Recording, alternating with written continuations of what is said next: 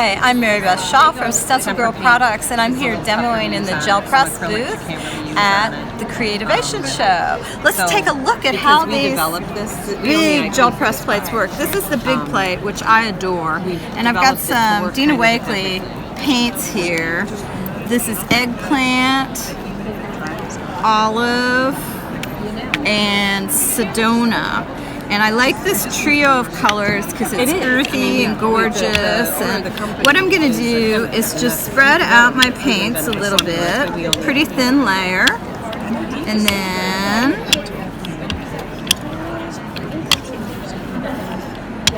try not to mix the paints overly much. I kind of want to retain some specific colors, but I use the whole plate, or the vast majority of it, as kind of my real estate here. I'm going to grab a stencil. This is made by Stencil Girl Products. This is a Stacy Bautista design. This is actually a mask, and I'm going to lay it right down on top of the plate, and then I'm going to put this paper on top of it. Press down, and this is just the first pull, right? So here's the first pull, which is fine.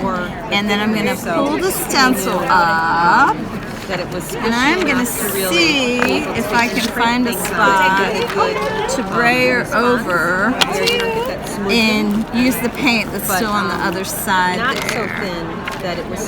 When I'm making papers, I'm looking for very detailed collage designs, and I work across several things at the same time. So I got these tags going, and I've got this going. So let's take this one back in. And for me, this is the way to work on the plate.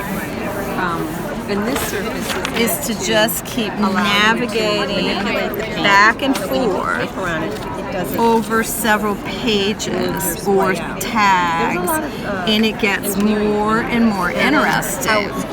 And if you get to an ugly layer, well, guess what? Your next layer, you cover it up, you know? They tried different surfaces. And oh, some beautiful detail in here already. Figured out kept it smooth. That's just our first layer, so we got to keep moving. I like it when I get some strong patches of color, but then when I also retain some whites. For me, I like to have a variety of lights and darks. And like on this tag that's getting a little dark, I will go back in with a lighter color and add some more depth to that. But let's play a little bit more with our brayer. Sometimes you can just put the brayer down and get interesting swatches of color without even using a stencil or anything. And that adds to this background. So when I go back in with more stencils, this is going to pop through this color. The great thing about these plates is, I think, to leave it in your studio and to just have it out all the time and use it as a palette. Use it, you know, you can throw papers down on it.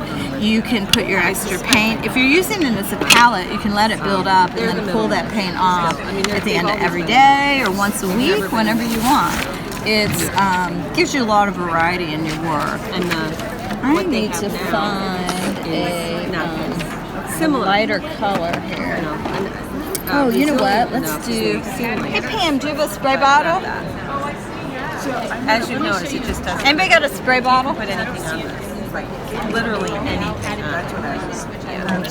Do you have a spray bottle? Hi. Spray bottle. I will find you a spray bottle. Okay, find one. When we get a spray bottle, I'll show you a different technique. And let's try this. This is a different kind of acrylic. This is a... Ooh, look at that. I think that's going to be pretty with what we're doing. Don't you?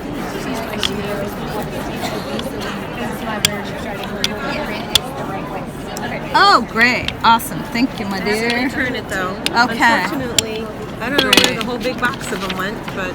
I'm going to just pull some color here to get that different color in the background there. This has a nice iridescence. So pretty. Okay, so I'm going to put a little bit of water on the pad. And then this is an infusion made by Paper Artsy, and it's a powder. Pigment powder?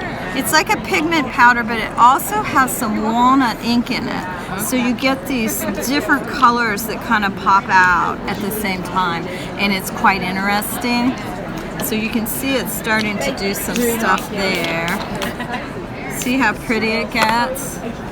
And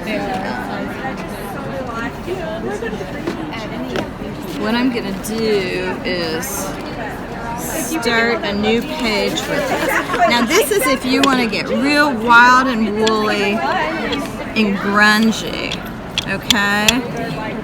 So you can lay a stencil down, grab a different one, and then you can pull this up. Like, what do we do with this? What's cool about this line?